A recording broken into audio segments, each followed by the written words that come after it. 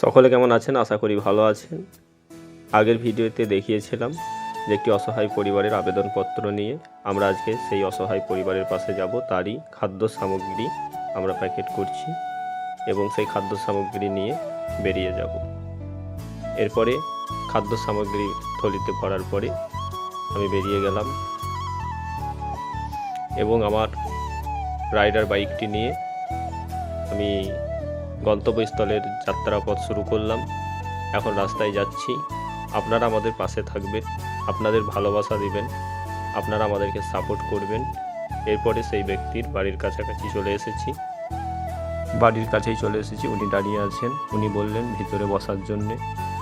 আমি ভিতরে গিয়ে ঢুকলাম এবং বসলাম। এরপরে উনি যে দরখাস্তটি দিয়েছিল আবেদনপত্রটি, সেটি ওনাকে একটু বললাম যে আপনি করেছিলেন এই দরখাস্ত বা আবেদনপত্র আপনার, এবং আমারকে উনি কিছু ডক্টরি সার্টিফিকেট দেখাইলেন এবং আমি বুঝতে পারলাম যে অনেক দিন ধরে এই পরিবারটি অসহায়, 2 ছেলে ভারসাম্যহীন এবং বহু কষ্ট করে এই ব্যক্তি তাদেরকে চিকিৎসা করাচ্ছেন।